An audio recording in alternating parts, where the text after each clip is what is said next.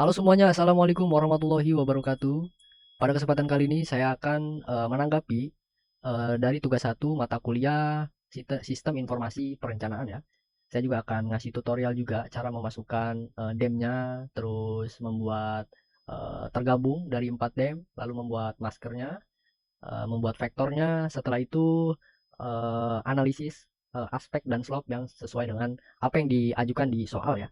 Oh, yang pertama-tama kita langsung aja download ya. Langsung aja download dari DEM-nya dulu ya. Misalkan kita mau wilayah yang kita inginkan, terutama yang ada di Indonesia ya.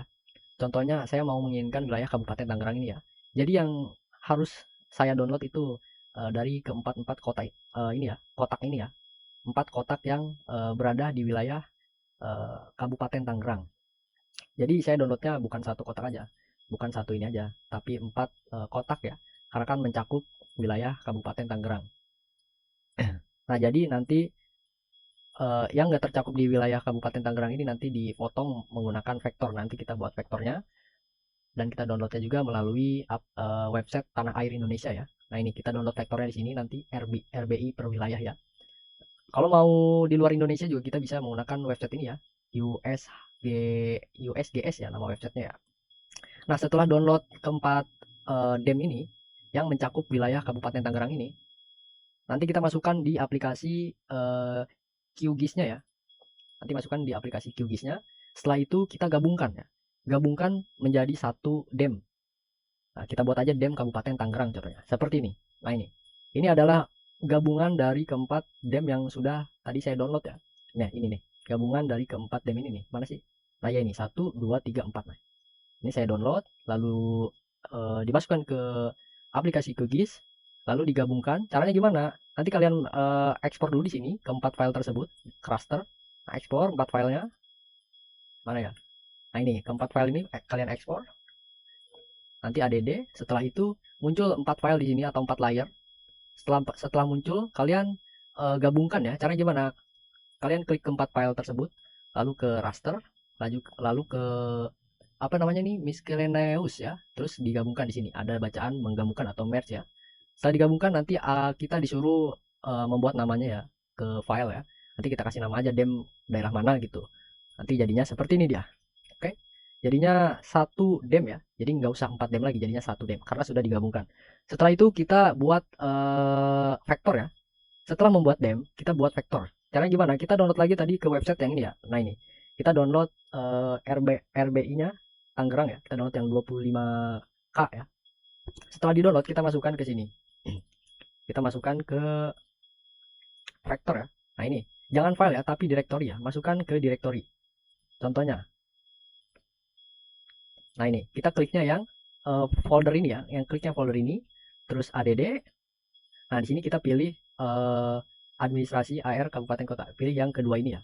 Pilih yang kedua ini. Karena kan kita maunya yang kabupaten ya, maunya kabupaten. Kita add layernya sini. Setelah itu muncul dia seperti ini jadinya. Nah, seperti ini. Sebenarnya bukan seperti ini, tapi kayak warna gitu ya. Nanti kita bisa ubah di sini. Nah, kita klik aja outline merahnya ya. Kita klik outline merah, nanti jadinya seperti ini. Oke? Nah, setelah itu kita buat apa? Kita buat masker ya. Kita buat masker ya. Setelah kita buat vektor, kita buat masker. Caranya gimana? Caranya eh, klik vektor, terus extraction, vektor di extraction, terus klik raster by mask layer ya. Nah, ini kita membuat maskernya ya. Kita buat masker ya. Kita input layernya pilih ke DEM Kabupaten Tangerang tadi yang kita buat di awal yang digabungkan 4 file DEM tadi digabungkan jadi satu file. Nah, kita pilih input layernya, terus kita pilih project di sini, project. Sini enggak setnya kita biarin aja, asinnya biarin aja. Nah, di sini kita buat nama filenya ya. Kita buat nama filenya, buat aja Mas Kabupaten Tangerang atau wilayah lain gitu. Sesuai dengan kebutuhan kalian. Setelah itu kita run, nanti dia muncul file atau layar di sini. Filenya muncul di directory kita. Setelah muncul, nanti jadinya seperti ini. Nah, dia jadinya akan seperti ini, teman-teman. Jadi akan muncul mas ya, yang udah kita buat tadi. Buat apa fungsinya? Buat memotong yang nggak ada di wilayah, yang di luar wilayah dari Kabupaten Tangerang ya. Jadi nggak kotak seperti ini, jadi kita bisa potong kayak gini. Nah, jadinya kayak gini kan. Kalau nggak ada demnya. Nah, ini sebenarnya DEM juga, tapi kita udah potong ya. Kita udah potong menggunakan vektor sesuai dengan wilayah yang kita mau, seperti itu. Nah, kalau udah buat mas seperti ini, sekarang kita sudah langsung bisa analisis ya. Bisa analisis sesuai dengan kebutuhan kita. Contohnya kayak di soal itu kita disuruh membuat aspek dan slope ya. Kalau udah gini gampang, udah tinggal kita buat aja ininya apa analisisnya. Kita klik masnya, terus kita vektor, kita raster gitu maksudnya, kita analisis. Nah, kita aspek, klik aspek, lalu kita buat ini ya, ininya mas yang udah kita save tadi, input layernya. Setelah itu udah langsung kita save to file, kita namain aspek Kabupaten Tangerang. Nah, seperti ini. Terus kalau udah jadi, kita run, dia akan jadi seperti ini. Nah, sebenarnya warnanya sebelumnya defaultnya bukan seperti ini, tapi kita bisa ubah warnanya di sini ya. Nanti kita rubah di ini nih. Nah, dia tadinya seperti ini, single gray ini ya. Warnanya kayak gini nih. Warnanya kayak gini, kita bisa ubah sesuai dengan keinginan kita. Mau single band prosot color kayak atau apapun itu yang tersedia di aplikasinya ya. Kita bisa ubah-ubah warnanya di sini ya. Nah, setelah itu, setelah sudah jadi aspeknya, di soal kita disuruh membuat slope-nya ya. Kita disuruh membuat slope-nya ya. Sekarang kita buat slope-nya ya. Kita klik lagi masnya, terus kita raster, kita analitik, lalu kita klik slope, Nah, ininya juga kita klik mas ya, kita klik mas. Ininya angka 1, benar tadi default. Nah, kita save to file. Nah, kita namakan slope Kabupaten Tangerang, kita save ya. Setelah di save, dia akan muncul seperti ini. Dia akan muncul layar seperti ini ya. Mana?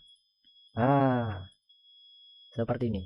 Nah, ini warnanya juga kita bisa menyesuaikan di dalam linear ini ya, Nah, ini nih. Kita bisa menyesuaikan warnanya di sini.